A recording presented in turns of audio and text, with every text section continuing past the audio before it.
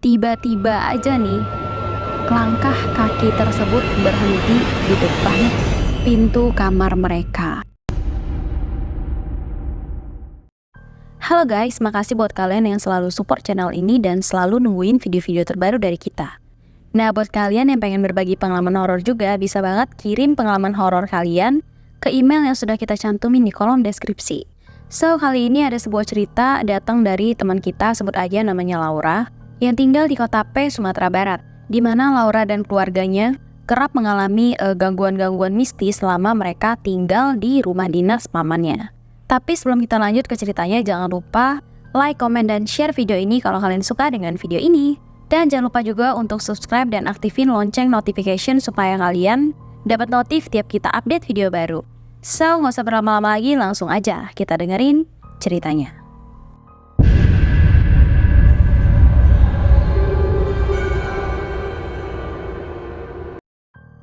Jadi guys, cerita ini dimulai ketika Laura baru berusia 10 tahun, pada tahun 2007. Di mana saat itu Laura sedang menempuh pendidikan sekolah dasar kelas 5 SD di salah satu kota di Sumatera Barat, yaitu Kota P. Nah, sebelumnya Laura ini tinggal bersama orang tuanya nih di rumahnya. Di mana letak rumahnya Laura ini berada di pinggiran kota, sehingga kalau misalnya mau ke sekolah itu jarak tempuhnya cukup jauh lah, jadi memakan waktu berjam-jam gitu. Sehingga seringkali biasanya Laura harus bangun pagi-pagi banget supaya nggak telat ke sekolah, dan sering juga tuh ketiduran di perjalanan sebelum sampai ke sekolahnya. Bangun-bangun udah nyampe aja di sekolah. Sampai akhirnya pada suatu hari omnya Laura, ini kita sebut aja Om Daniel, itu datang ke rumahnya Laura dan keluarganya dan bilang kalau Om Daniel ini mendapat tugas bekerja di Kota P selama beberapa tahun. Dan Om Daniel juga dikasih rumah dinas oleh perusahaan tempat dia bekerja. Nah, kedatangan Om Daniel tersebut bermaksud ingin mengajak Laura beserta keluarganya untuk tinggal bareng nih sama Om Daniel. Karena katanya rumah dinas Om Daniel ini gede banget. Dan juga Om Daniel ingat kalau Laura itu jarak tempuh antara rumah dan sekolahnya lumayan jauh. Makanya Om Daniel mengajak Laura beserta keluarganya untuk tinggal bareng-bareng aja di rumahnya Om Daniel yang kebetulan saat itu berada di tengah-tengah kota. Jadi selain jarak tempuh sekolah Laura akan lebih dekat, jarak tempuh ayahnya Laura ke kantornya juga akan lebih dekat. Singkat cerita, setelah melalui beberapa perundingan antara Om Daniel dan orang tuanya Laura, diputuskanlah mereka setuju untuk tinggal bersama Om Daniel di rumah dinasnya Om Daniel di kota. Nah, tanpa menunggu lama-lama, besoknya pun keluarga Laura bersiap-siap untuk pindah ke rumahnya Om Daniel. Lalu gimana nih dengan rumahnya Laura dan keluarganya? Jadi rumah Laura dan keluarga yang ditinggalin ini yang ada di pinggiran kota itu akhirnya dikontrakin guys. Singkat cerita, mereka pun tiba di kediaman Om Daniel. Laura bilang perumahan ini tuh cukup besar. Pekarangan rumahnya luas, terdapat rumput-rumput, tanaman lidah buaya, serta tanaman-tanaman berukuran sedang yang menghiasi perkarangan rumah tersebut. Tapi walaupun rumah ini cukup besar, anehnya pagarnya itu kecil dan sangat minimalis. Jadi dari segi keamanan itu agak kurang lah, kata si Laura nih. Berbeda sama rumah-rumah lain yang juga ada di dalam komplek itu, di mana rumah-rumah tetangganya itu memiliki pagar yang cukup tinggi. Jadi rumah dinas Om Daniel ini tuh berada di komplek perumahan yang cukup elit lah. Tapi sayangnya komplek itu tuh sepi dan gak ada satpamnya. Nah, sejak pertama kali Laura masuk ke rumah tersebut, itu Laura ngerasain kayak rumah ini tuh besar sih. Tapi kok rasanya kayak kosong dan hampa banget gitu. Tapi saat itu Laura cuma mikirnya mungkin karena dia belum terbiasa kali ya tinggal di rumah sebesar ini. Jadi ya rasa-rasa aneh itu hal-hal yang biasa lah gitu kan. Tapi emang sampai hari itu Laura belum ngerasain nih ada kehadiran makhluk-makhluk tak kasat mata yang ada di rumah itu sampai suatu hari sepupu laki-lakinya Laura itu datang secara diam-diam ke rumah tersebut. Jadi kayak mungkin mau kasih surprise gitu kan, tiba-tiba datang tanpa ngasih tahu dulu gitu. Oke, kita masuk ke denah rumahnya ya.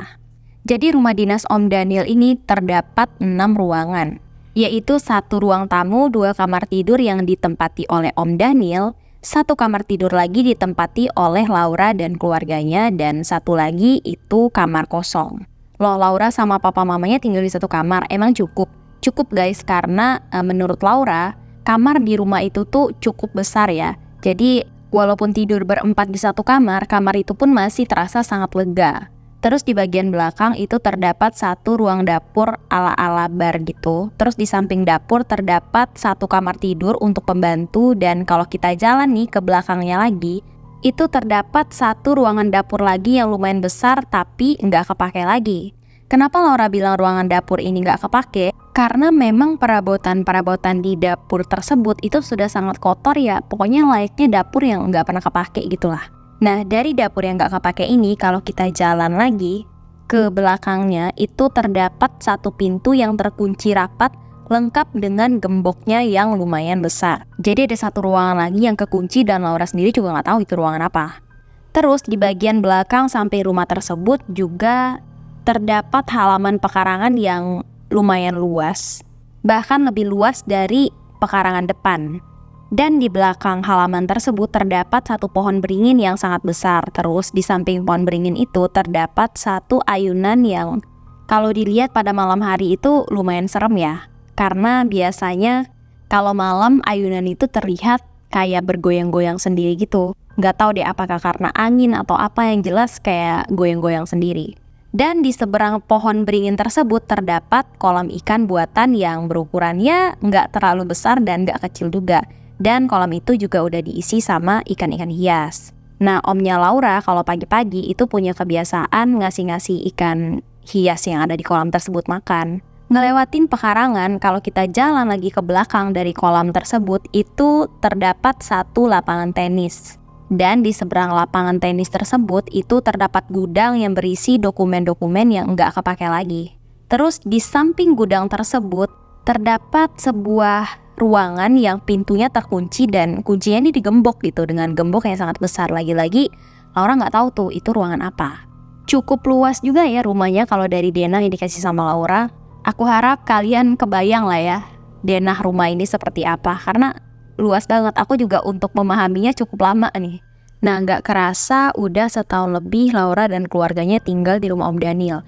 Dan selama itu nggak ada kejadian-kejadian aneh yang mereka alami di rumah itu ya. Jadi kehidupan mereka biasa-biasa aja lah. Sampai pada pertengahan tahun kedua, itu sekitar bulan April atau Juni gitu, barulah nih fenomena-fenomena aneh di rumah itu pun mulai terjadi.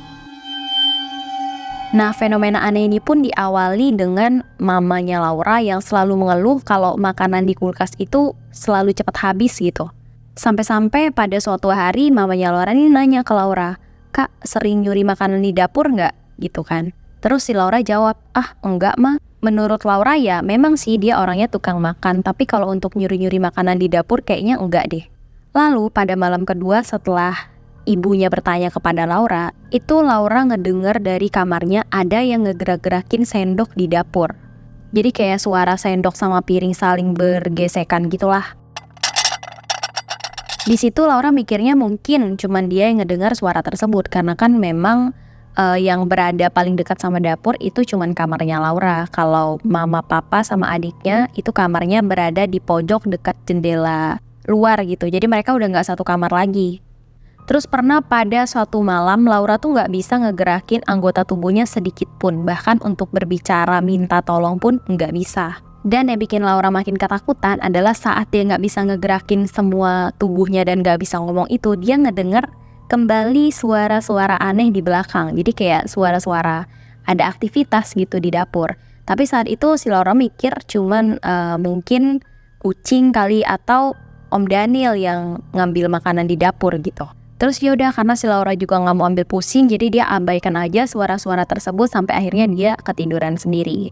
Dan pada saat Laura bangun keesokan paginya, dia pun bilang ke mamanya, "Oh iya mah, mungkin yang ngambil makanan di dapur itu Om Daniel kali, soalnya 2 malam ini Laura dengar suara Om Daniel ke dapur gitu. Mungkin dia ngambil makanan kali, mau nyemil atau gimana." Tapi mendengar pernyataannya Laura, wajah mamanya nih nggak tahu kenapa kayak aneh dan bingung gitu. Terus mamanya bilang, "Ah, nggak mungkin dong, Om Daniel kan lagi ada tugas dinas di luar kota 2 hari. Dari 2 hari kemarin itu Om Daniel nggak ada di rumah. Nggak mungkin banget kalau Om Daniel yang ngambil makanan ke dapur." Ngedengar jawaban mamanya, seketika bulu kuduknya Laura merinding. Sambil mikir nih dalam hati, terus siapa yang suka nyolong-nyolong makanan? Kalau kucing nggak mungkin dong bisa buka kulkas segala macem kan. Akhirnya mulai saat itu yang biasanya Laura suka main-main di halaman belakang pun udah gak berani lagi tuh main-main di pekarangan belakang. Karena ya kebayang kejadian-kejadian aneh aja di rumahnya, jadi bawaannya takut. Keesokan harinya, hari dimana Laura libur sekolah, jadi dia leye-leye santai-santai lah di rumah. Tiba-tiba lagi asik-asik santai, Laura kedengar suara teriakan mamanya dari dapur. Terus disamperin lah nih sama Laura sama ayahnya ke dapur dan bertanya, "Ma, kenapa?" gitu kan. Terus mamanya bilang kayak gini, itu ada orang tadi lari ke arah dapur belakang." Jawaban mamanya sambil gugup ketakutan. Langsunglah dicari sama papanya Laura karena takut maling atau ya mungkin bahkan malu halus kali ya. Pas lagi dicari-cari ke dapur, ini papanya Laura teriak kayak ngancem malingnya gitu kan. "Siapa itu? Maling ya?" gitu kan. Terus tiba-tiba ada yang nyaut, "Ini Ewo, Om." Nah, FYI, Ewo ini merupakan sepupu laki-lakinya Laura yang tadi aku ceritain di awal itu loh. Si Ewo ini emang lebih tua 3 tahun dan badannya juga lebih gede dari Laura. Cuman dia cukup dekat dan akrab lah sama Laura. Walaupun lebih tua, tapi si Ewo ini sikapnya masih kayak anak-anak karena memang Ewo ini memiliki keterbatasan mental gitu guys. Jadi kadang tuh sifatnya masih kayak anak kecil gitu. Karena katanya Laura, waktu kecil Ewo ini sering terkena penyakit step yang akhirnya bikin cara berpikirnya Ewo ini agak lebih lambat daripada anak-anak pada umumnya. "Oh alah kamu Bo, kamu yang bener aja, jangan kayak gitu," kata ayahnya Laura dengan nada yang sedikit kesal nih sama si Ewo. Terus papanya Laura nanya lagi nih ke si Ewo, "Kamu masuk lewat jalan mana?" Lalu si Ewo pun langsung ngejelasin kalau dia masuk dengan cara memanjat atap rumah lalu melompat ke ruangan belakang. Nah, kalian masih ingat kan ruangan belakang yang aku bilang ada di samping belakang rumahnya si Om Daniel? Itu kan ada ruangan yang kekunci. Nah, ternyata ruangan itu tuh gak ada atapnya. Jadi setelah memanjat atap rumah, si Ewo itu melompat ke dalam ruangan tersebut nih. Dari dalam ruangan tersebut, Ewo pun buka pintu dan masuk ke dapurnya Laura melalui pintu tersebut. Kebayang kan? Terus papanya Laura tuh nanya lagi, "Lah, terus udah berapa lama kamu ada di sini?" Dan si Ewo-nya jawab, "Udah seminggu Om." Nah, jadi terjawablah nih pertanyaan siapa yang suka ngabisin makanan di kulkas. Menurut Laura ya itu nggak lain dan nggak bukan adalah si Ewo, karena siapa lagi gitu. Buktinya si Ewo udah seminggu tuh di situ dan selama itu makanan di kulkas selalu cepat habis. Tapi yang jadi pertanyaan adalah gimana caranya Ewo ini ngebuka pintu ruangan yang kekunci itu loh. Soalnya kan itu pintu kan kekunci gembok besar gitu ya, dan gak ada yang punya kuncinya di rumah itu, bahkan Om Daniel pun gak punya. Seharusnya kalaupun si Ewo ini bisa ngebuka itu pintu, gak ada cara lain selain ngedobrak itu pintu dari dalam kan. Tapi gimana caranya si Ewo ini ngedobrak tanpa ada suara gitu, karena mamanya si Laura itu gak sadar kalau ternyata pintu itu udah kedobrak gitu. Di situ Laura mikirnya apa mungkin si Ewo ini ngebuka pintu itu, ngedobrak pintu itu waktu mamanya Laura lagi gak ada di rumah. Udah lah ya kan, akhirnya singkat cerita kebongkar lah misteri kenapa makanan di dapur jadi cepet habis tuh. Nah, udah sampai di sini aja gangguannya. Enggak sampai di sini aja guys. Justru kata Laura ini merupakan awal dari segala mimpi-mimpi buruk itu dimulai. Nah, sehari setelah kejadian tersebut, akhirnya papanya Laura pun memaafkan apa yang Bang Ewo ini lakukan dan mengizinkan Bang Ewo untuk sementara tinggal di rumah itu bersama mereka. Karena kan kebetulan si Laura juga nggak ada teman nih di situ. Karena seperti yang aku bilang di awal, komplek itu tuh sepi banget, kayak orang-orang di situ tuh pada sibuk sama urusannya masing-masing gitu. Bahkan anak-anak aja tuh nggak ada yang pernah keluar jalan-jalan lah di sekitar komplek itu. Jadi Laura tuh benar-benar sepi dan gak ada teman sama sekali. Jadi pikir papanya Laura ya udahlah, mumpung Bang Ewo ada di sini jadi bisa nemenin Laura juga kan. Toh mereka juga dari kecil tuh sering main bareng gitu. Nah, FYI nih guys, Bang Ewo ini walaupun dia punya keterbatasan mental tapi dia cukup ahli dalam bidang perbengkelan. Karena orang tuanya Bang Ewo ini punya usaha bengkel gitu. Tapi sayangnya si Bang Ewo ini tuh nggak mau ngebantu orang tuanya gitu untuk nerusin usaha bengkel itu. Padahal si Bang Ewo ini udah punya skill dikit-dikit lah dalam dunia perbengkelan. Ya paling kalau diasah sedikit lagi dia udah jago gitu. Makanya itu alasan kenapa Bang Ewo bisa ngebobol pintu yang dikunci gembok yang bertahun-tahun itu loh, gudang yang di belakang. Karena dia memang punya skill dari bengkel gitu untuk ngebobol kunci-kunci kayak gitu. Nah singkat cerita, keesokan harinya mainlah si Laura sama Bang Ewo di pekarangan belakang. Pas udah capek main, istirahatlah Laura ini duduk gitu kan di pekarangan belakang. Tiba-tiba aja Bang Ewo ini manggil si Laura. Laura, sini deh ikut aku. Hah, ngapain bang? Kata Laura bingung nih kan. Terus Bang Ewo langsung berjalan menuju ke arah gudang yang ada di deket lapangan tenis itu loh yang di belakang. Itu kan ada gudang kecil juga tuh yang pintunya digembok. Nah si Bang Ewo ini jalan ke arah gudang tersebut sambil nanya sama si Laura, ini gudang apa ya Lau? Di situ Laura cuma jawab, nggak tahu bang. Sembari ngeliat apa yang dilakuin Bang Ewo sama gudang itu. Nah pas lagi asik-asik yang ngelamun, tiba-tiba aja pandangan Laura ini tertuju sama kabel listrik yang udah agak sobek yang ada di depan gudang tersebut. Entah kenapa pas ngeliat kabel listrik tersebut kayak ada dorongan dalam dirinya Laura untuk memegang kabel listrik itu. Sampai akhirnya Laura pun peganglah itu kabel listrik. Dan setelah itu Laura kaget karena ternyata di kabel itu masih ada aliran listriknya. Jadi si Laura ini kayak kesetrum ringan gitu deh.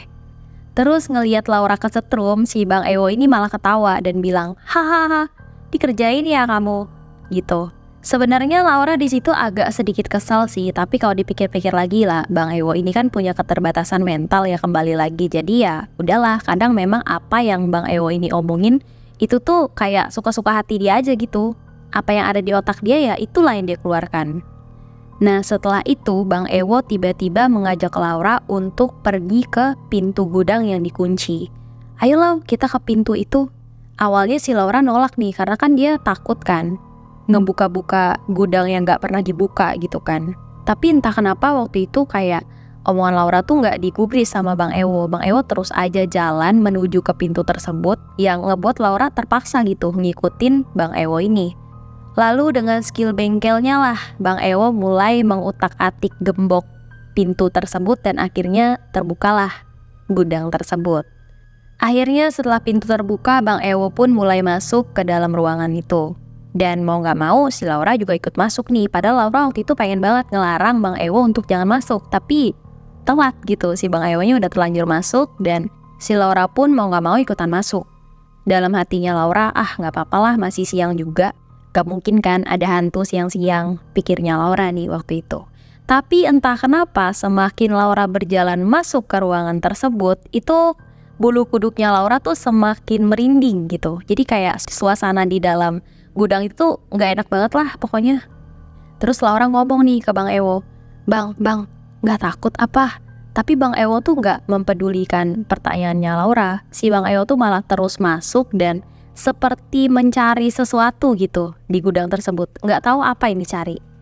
Akhirnya Laura pun hanya ngikutin Bang Ewo dari belakang sembari was-was. Karena takut kalau ada sesuatu yang buruk terjadi sama mereka. Nah ternyata setelah Laura masuk ke ruangan tersebut tuh cukup luas. Jadi ada 2 ruangan dan masing-masing ruangan itu terdapat 2 kamar kosong yang udah terbengkalai gitu lah, udah gak kepake lagi. Jadi totalnya di dalam ruangan itu ada 4 kamar. Lagi asik-asik ngeliat kamar-kamar di ruangan itu, tiba-tiba Bang Ewo bilang ke Laura, tuh Lau, kemarin abang manjat terus ngelompat lewat situ tuh, sambil nunjuk ke atap tempat dia ngelompat kemarin. Dalam hatinya Laura nih, oh pantes dia bisa ngelompat. Ternyata jarak dari atap itu ke tanah gak terlalu jauh. Terus kemarin abang tidur di kamar ini nih sambil nunjuk salah satu ruangan yang ada di situ.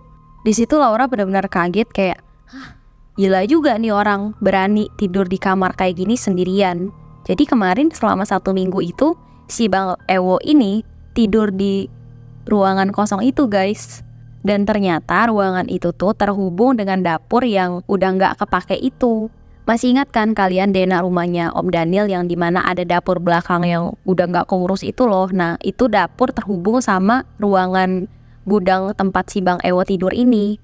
Akhirnya udahlah tuh, hilang sudah rasa penasarannya Laura. Kenapa si Bang Ewo itu kemarin bisa masuk. Dan suara-suara aneh yang ada di dapur itu ya terjawab sudah lah kan. Ternyata itu suara abang sepupunya sendiri. bukan gangguan hantu atau apalah itu. Nah, tapi nih guys, ada satu hal yang membuat Laura ini penasaran gitu di ruangan itu. Dimana tepat di depan atap yang terbuka ketika Bang Ewo melompat kemarin itu, ada sebuah tanah kosong yang ukurannya tidak terlalu besar. Serta ada sebuah pohon bekas ditebang yang lumayan besar dan dikelilingi oleh pagar-pagar berkawat tinggi yang lagi-lagi pagarnya ini digembok. Jadi posisinya di depan gudang tempat yang atapnya kebuka itu ternyata ada sebuah pohon besar yang bekas ditebang gitu. Tapi anehnya pohon itu dipagerin sama pagar kawat yang cukup tinggi dan pagar itu digembok gitu. Bahkan pagar kawat ini tuh lebih tinggi daripada pagar rumahnya si Om Daniel yang di depan tuh. Jadi seolah-olah pohon ini tuh seperti pohon yang penting banget gitu sehingga harus dipagerin dan digembok kayak gitu. Lagi asik memperhatikan pohon tersebut, tiba-tiba Bang Ewo nyeletuk. Udah, jangan terlalu dilihat kali. Seketika Laura pun kaget kan dengar celetukan Bang Ewo. Nah, setelah puas melihat isi di dalam ruangan tersebut, akhirnya mereka pun keluar dari ruangan tersebut dan kembali menutup pintu. Tapi pintunya udah gak dikunci nih. Jadi ditutup gitu aja tuh sama mereka, udah gak digembok lagi. Karena kan gemboknya udah dibobol sama Bang Ewo. Nah, karena si Laura ini masih penasaran sama pohon yang dipagerin tadi, dia pun nanya tuh ke Bang Ewo, "Bang, itu tuh pohon apa ya?" Tapi pertanyaannya Laura justru gak digubris sama Bang Ewo. Bang Ewo malah cuman kayak diam dan pura-pura gak denger gitu loh. Tapi entah kenapa Laura ini tuh kayak penasaran banget sama pohon tersebut. Seolah-olah pohon ini memiliki daya tarik yang membuat Laura ingin terus-menerus menatap ke arah pohon tersebut. Dan yang Laura rasakan ketika menatap pohon tersebut tuh badannya merinding, bulu kuduknya berdiri semua. Dan entah kenapa Laura pun merasa seolah-olah semua kejadian janggal yang ada di rumah itu tuh berasal dari pohon itu gitu. Entah kenapa aja Laura tiba-tiba bisa mikir kayak gitu, dia juga gak ngerti. Dan begitulah setelah hari dimana Laura melihat pohon tersebut, Laura seperti gak bisa berhenti memikirkan pohon itu guys. Jadi selalu terbayang-bayang pohon tersebut. Dan juga nih setelah pintu-pintu ruangan kosong yang ada di sekitar rumah itu kebuka, Laura tuh kayak ngerasain ada hal yang gak beres yang terjadi di rumah ini. Ditambah lagi ketika Bang Ewo ini udah gak berada di rumah ini, alias dia udah pulang tuh ke rumahnya. Nah, jadi nih guys, hari pertama setelah Bang Ewo pulang, itu Laura jadi gak berani lagi main-main ke halaman belakang. Biasanya kan Laura sering tuh main-main gitu ke halaman belakang, sore-sore gitu kan. Nah, ini tuh gak berani lagi. Karena setiap Laura main ke belakang, itu katanya dia teringat akan hal-hal ganjil yang ditemui waktu bersama Bang Ewo loh, yang mereka masuk ke gudang yang pintunya udah lama gak dikunci. Mulai dari isi gudang yang ternyata luas dan ada kamar-kamarnya, sama hal yang paling bikin Laura penasaran adalah pohon yang dipagerin itu. Masih ingat kan kalian? Nah, pohon ini tuh terus-terusan ada di dalam pikirannya Laura, jadi gak bisa hilang gitu. Dia terus mikirin pohon itu seolah-olah tuh ada sesuatu yang aneh lah di pohon itu. Singkat cerita, malam pun tiba lah nih. Malam pertama Laura tanpa kehadiran Bang Ewo. Jadi ceritanya kan malam itu Laura udah pengen tidur nih, udah masuk kamar karena udah capek banget seharian beraktivitas di sekolah gitu. Dan udah ngantuk juga nih kebetulan, masuklah si Laura ke dalam kamar bersiap-siap untuk tidur. Tapi setelah lama tiduran dan mencoba untuk tidur, justru ngantuknya Laura nih kayak tiba-tiba hilang aja gitu. Jadi seger lagi matanya. Dan kembali Laura ini kepikiran sama pohon dan gudang yang ada di belakang rumahnya. Dan entah kenapa si Laura ini sulit banget mengendalikan pikirannya untuk gak mikirin hal tersebut. Padahal dia udah mikirin hal-hal yang lain yang gak ada hubungannya sama pohon dan rumah tersebut, tapi tetap aja kepikiran nih sama si Laura. Di situ Laura benar-benar udah nyoba segala cara supaya dia cepet-cepet tidur aja gitu, karena dia gak mau ngedengar atau ngeliat hal-hal aneh di malam itu. Karena jujur perasaan Laura saat itu katanya udah gak enak banget. Tapi tetap aja dipaksa tetap gak bisa tidur guys. Sampai tibalah waktu menunjukkan pukul 11 malam. Nah, saat itu Laura nyoba nih untuk mindahin posisi tidurnya dia. Jadi dia ganti posisi tidur gitu loh, dari yang telentang jadi tengkurap. Siapa tahu dengan posisi tengkurap dia jadi bisa tidur nih. Tapi ternyata langkah yang dia ambil sama Laura itu salah besar. Karena ternyata posisinya kamar Laura kan tempat tidurnya itu agak menghadap ke pintu ya. Nah, di bawah pintu kamarnya Laura itu ada kayak ventilasi kecil gitu. Dimana waktu Laura baring dengan posisi tengkurap, dia tuh ngedenger kayak ada suara orang lari-larian ke arah dapur. Kayak larinya tuh lari-lari kecil gitu loh. Cuman waktu itu Laura masih berusaha untuk positive thinking lah, karena dia pikir mungkin itu omnya yang pulang kerja lapar terus pengen makan gitu kan. Nah udah tuh, dan beberapa menit kemudian Laura dengar lagi nih, ada suara lari-lari kecil lagi ke arah dapur. Dan lagi-lagi di sini tuh Laura masih positive thinking, dimana dia masih mikir kalau ini suara omnya yang balik lagi ke dapur mungkin makan atau apa gitu kan. Sampai akhirnya dia dengar lagi untuk ketiga kalinya, dia dengar suara langkah kaki yang sedang berlari-lari kecil dari arah dapur ke arah sebaliknya. Nah di sini baru nih Laura mulai agak curiga dan mikir, kok om aku cepat banget ya kelar makannya. Karena logikanya kalau orang makan itu nggak mungkin cuma dalam waktu semenit 2 menit kan. Paling cepet ya mungkin 5 menit lah gitu. Tapi ini dalam waktu kurang dari itu tuh cepet banget gitu balik lagi. Akhirnya karena penasaran, Laura ngintip lah dari ventilasi yang di bawah pintu kamarnya itu. Dan bisa kalian tebak apa yang Laura lihat saat itu? Dari balik ventilasi pintu yang Laura sedang ngintip nih, dia ngeliat ada sepasang kaki mungil segede kaki balita gitu. Dan kakinya ini pucet banget, yang sedang berlari-lari bolak-balik nginterin kamarnya Laura. Jadi bolak-balik dari dapur ke ruang tamu gitu guys. Ngelihat penampakan itu, Laura langsung cepet-cepet nutup kepalanya pakai bantal sampai bener-bener dia udah gak dengar suara langkah kaki itu lagi. Karena emang saat itu dia gak tahu harus ngapain selain pura-pura gak dengar dan pura-pura gak ngeliat aja gitu. Sampai akhirnya Laura pun ketiduran pada malam itu. Nah besoknya Laura tuh sebenarnya pengen nih cerita ke orang tuanya tentang apa yang dialami. Tapi entah kenapa pada saat Laura ingin cerita ke orang tuanya, Laura tuh kayak tiba-tiba mendadak lupa gitu sama kejadian semalam. Dan kembali inget lagi kejadian tersebut pada saat malam tiba nih ketika Laura mau tidur. Dan akhirnya malam kedua setelah kepulangan Bang Ewo, sosok itu pun kembali datang di jam yang sama, yaitu jam 11 malam. Dimana pas Laura ngintip lagi nih dari bawah ventilasi pintunya itu, dia kembali melihat ada kaki anak kecil yang pucat banget itu sedang berlari-lari bolak-balik dari arah dapur keluar dan dari luar ke dapur. Udah tuh gitu terus kejadiannya. Mulai pagi pun tiba, tiap Laura pengen cerita ke orang tuanya tentang kejadian yang dia alami, tapi dia selalu lupa dan keinget lagi kejadian tersebut pas malam dia mau tidur. Dan di malam ketiga Laura kembali nih gak bisa tidur mikirin kejadian tersebut, karena dia mikir wah pasti ini malam jam 11 pasti keulang lagi nih, pasti. Karena setiap malam dia dengar hal tersebut gitu loh. Tapi pada malam ini tuh beda, dimana Laura nih nunggu kan kejadian itu gitu. Benar-benar kayak dia gak bisa tidur tapi sambil agak nungguin juga nih sampai jam 11. Akhirnya jam 11 pun tiba dan gak ada kejadian apa-apa pada malam itu. Dia gak dengar suara apapun dan akhirnya Laura pun ketiduran. Sampai akhirnya di malam keempat, dimana saat itu Laura kan baru masuk nih, dia baru dari luar nonton TV dan baru masuk kamar gitu lah. Dan pas masuk kamar itu Laura ngeliat orang tuanya udah tertidur lelap, tapi adiknya masih bangun nih. Posisinya adiknya baru mau pergi tidur tuh waktu itu. Jam pun udah hampir nunjukin jam 11 malam. Nah FYI tadi kan aku awalnya bilang kalau kamar Laura tuh misah ya sama orang tua dan adiknya. Rupanya kayaknya nggak misah deh guys, tapi mereka cuman kayak beda tempat tidur gitu doang loh. Jadi masih dalam satu kamar.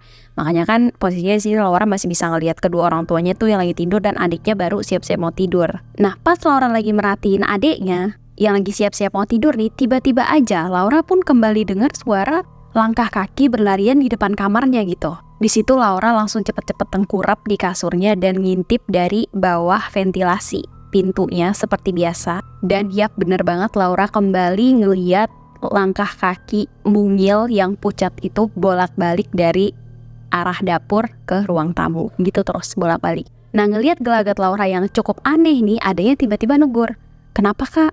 Ada apa?" gitu kan. Laura pun langsung ngasih isyarat tuh ke adeknya, "Shh," gitu, ngasih isyarat suruh diem. Nah adeknya Laura kan penasaran nih dengan apa yang sedang diintip sama Laura, jadi ngikutlah adeknya tengkurap di depan ventilasi pintu kamar kan. Dan ternyata bener, adeknya juga ngeliat apa yang Laura lihat. Jadi selama ini Laura mikir kalau dia tuh nggak halu gitu loh. Apa yang dia lihat itu beneran. Buktinya nih adik gue ngeliat juga gitu kan. Dan setelah beberapa saat Laura dan adiknya ngeliatin kaki itu mondar-mandir terus, tiba-tiba aja nih langkah kaki tersebut berhenti di depan pintu kamar mereka. Wah, di situ Laura sama adiknya udah panik minta ampun, karena kalian bayangin aja guys, ngeliat penampakan kaki misterius yang lari bolak-balik dari dapur ke ruang tamu, dari dapur ke ruang tamu di rumah kalian, yang nggak tahu itu kaki milik siapa, tiba-tiba aja berhenti tepat di depan muka kalian gitu loh. Lalu beberapa saat setelah kaki itu berdiri di depan mukanya Laura sama adiknya di balik ventilasi pintu itu, tiba-tiba aja kedenger suara aktivitas di dapur. Jadi tuh kayak ada suara orang yang sedang beraktivitas masak gitu loh di dapur. Ada pergesekan sendok dan piring, sendok dan kuali gitu lah. Pokoknya kayak aktivitas orang lagi masak lah. Tiba-tiba aja rame banget di dapur. Tapi posisi si kaki ini masih berdiri di depan pintu kamarnya Laura gitu loh. Wah, di situ Laura sama adiknya udah bener-bener ketakutan parah. Akhirnya mereka udah gak mau tahu lagi. Mereka cepet-cepet ambil bantal, tutup kepala mereka masuk ke dalam bantal, sampai mereka nggak dengar lagi suara-suara aneh dari luar. Dan akhirnya malam itu pun mereka kembali ketiduran. Oke, sampai di sini dulu guys cerita Rumah Dinas part 1. Untuk kelanjutannya akan kita ceritain di part 2 ya, karena kalau dijadiin satu video kayaknya terlalu panjang. Nah, buat kalian yang pengen kirim pengalaman-pengalaman horor kalian juga, boleh banget kirim di email yang udah kita tulis di kolom deskripsi.